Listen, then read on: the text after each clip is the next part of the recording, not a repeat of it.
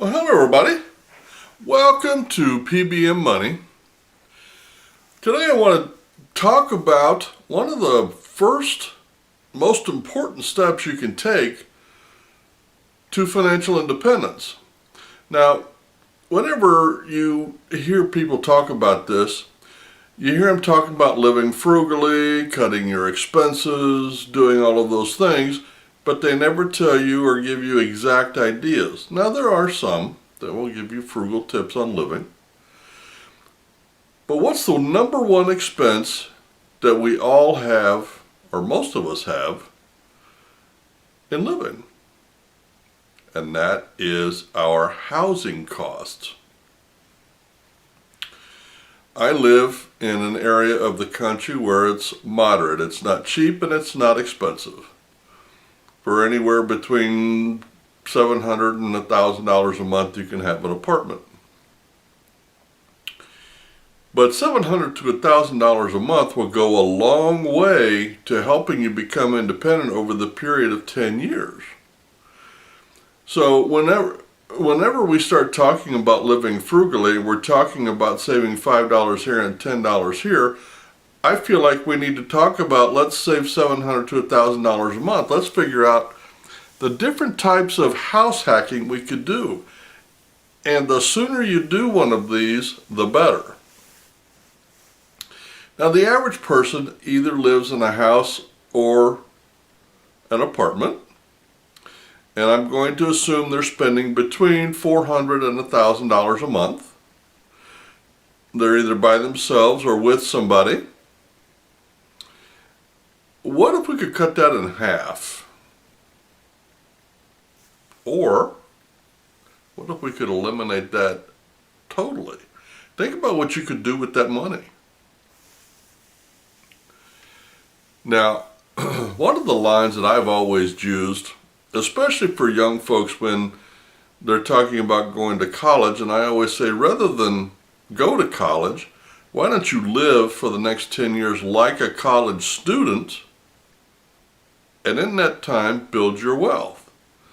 And it never occurs to them what I mean. When you are between the ages of 18 and 28, people don't expect you to have much. They don't expect you to live above your means. In fact, they expect you to jump from job to job, to drive a beater of a car, to eat ramen noodles. I mean, you're getting established. That's what I mean by living like a college student. Live as cheaply and as frugally as you can. And the first place you can start is a house hack. Now, I did this on accident when I got out of college, or when I got out of high school. And I moved from a little small town into the capital, and I didn't have any money. In fact, I barely had a job. I was only working 15 hours a week at a bank. And I rented a room from an old married couple in the city, and not a one bedroom. I mean a bedroom in their house. I mean, we shared the living room, the dining room, the kitchen, and I got a shelf in the refrigerator. It was a house hack, and I didn't realize it. I just didn't realize the asset that I had at my fingertips. So I decided today, what I want to do is I want to go through and give you some ideas on some of the house hacks that you might be able to do. And it doesn't have to be one, it could be a combination of these.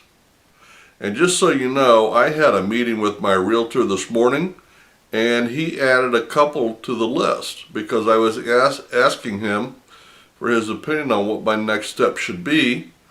And he mentioned house hacking. I already had this video planned, but he mentioned house hacking. And I thought, wow, okay. Now, one of the first and most obvious ones is to get yourself a roommate. Now, I do not advocate this one, and I'll tell you why.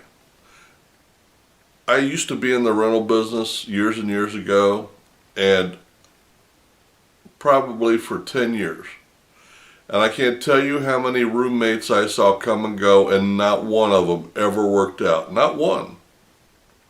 Yeah, I got both their signatures on the lease, and yes, I did background checks, but it always ended poorly. So, but if you find somebody you think you can live with, a roommate is a good way to go. Now, the one that I'm going to use when I retire is a duplex. And I've been working for about 2 or 3 years. I got 5 more years to go till we get to the point where I can have a nice duplex in a nice part of town and have that duplex pay for my side of living so I can live for free. What about a multifamily?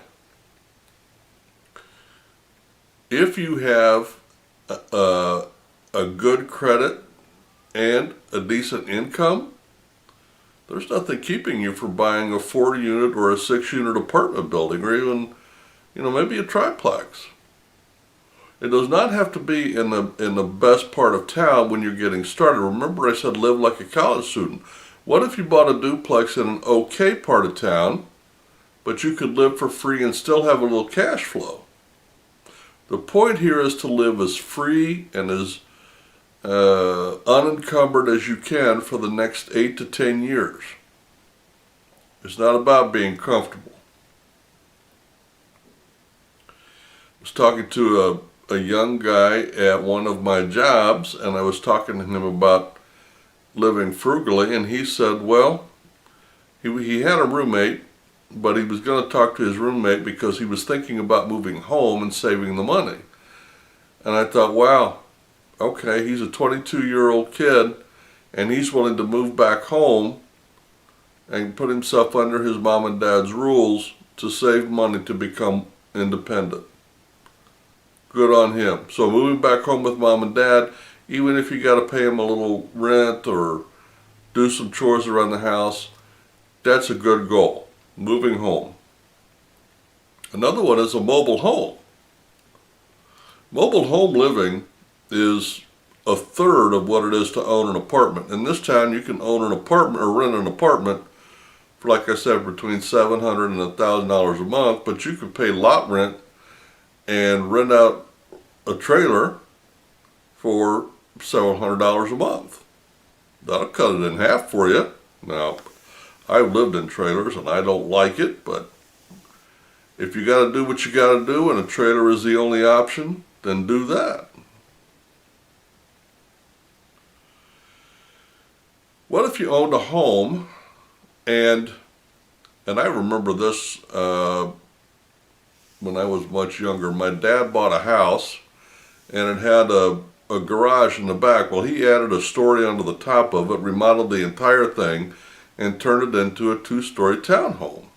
He lived in the townhome and rented out the house in the front. He lived for free. So remodel and rent out, and it doesn't have to be a separate garage. You could fix up the basement. You could build a wall down the middle of I've seen this, and this actually works out good in older homes. You build a wall down the middle lengthwise of the apartment and just duplicate everything on both sides, split the utilities, and you got a duplex.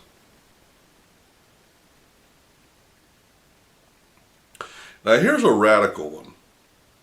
And you could live in your car or live in a van. A lot of the YouTubers, what they're doing now is they're buying a van and then taking the van and going around the country, traveling, living inside their van and videotaping it, and they're making money on YouTube called van life. Now, to me, that sounds kind of bohemian, but okay.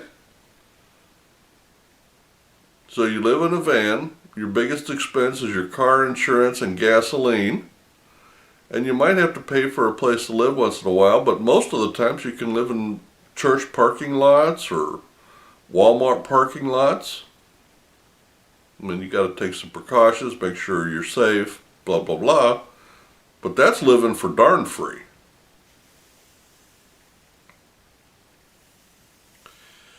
And here's one that, this was a property that I owned many, many years ago. I bought a little rental house, and it was on a small patch of ground, and there was an alley off to the side. Well, between the alley and the house, there was just enough room to put a trailer. Well, the previous owner had bought a trailer and parked it there and charged lot rent. The lot rent covered the house payment. He lived for free. And all he did was put a trailer back there. Actually, I don't think he bought the trailer. I think he allowed somebody to park their trailer there. Now, that was 30 years ago. I still drive by that property, and that same trailer is still in the same spot, and that guy is still collecting, whoever owns it is still collecting lot rent.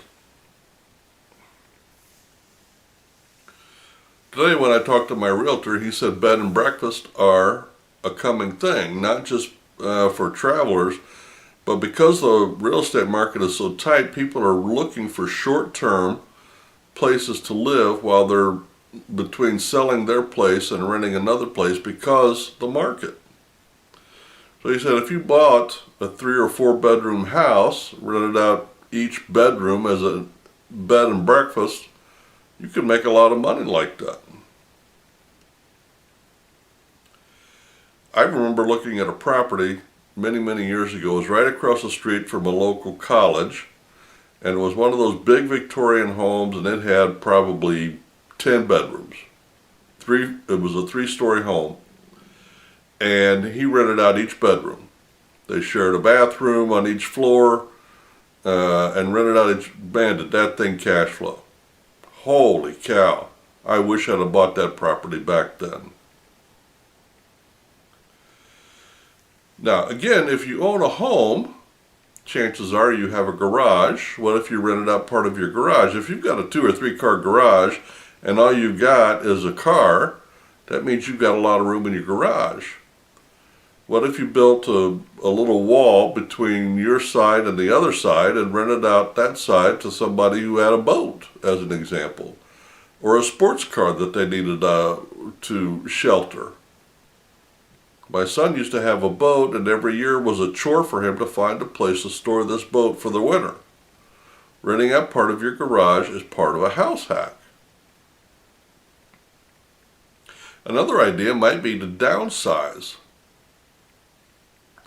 If you're currently living in a 3-bedroom house and it's just you or you and your wife, why are you doing that?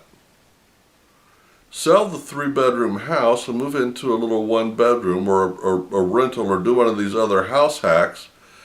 Take the investment that you've got and start investing in income producing real estate and practice house hacking. And here's one that's a takeoff of what I do. You can become a property manager for a real estate company or an apartment complex. Now, I'm not a property manager, but I work for an apartment company. And they don't pay me diddly. But one of the perks of working for the company is I don't have to pay rent. So I don't have a huge expense every month on my living expense. So if you could find a job to do that, and I was thinking about them, like some of those self-storage units, they have offices and then all the storage units that you rent. Well, some of those offices are decent size. You could put a bed in the back there, run your business out of the front, and live in the back. That'll save you some money. The point of this video is to stimulate your mind and get you to start thinking about all the different house hacks that you could do. Because in order to make any progress quickly, you're going to need to greatly reduce or eliminate your housing expense for the next 8 to 10 years. How can you do that? How can you do that comfortably? And how can you do that long term? And that's the point of this video. You have yourself a great day, a great week, and happy investment and house hacking.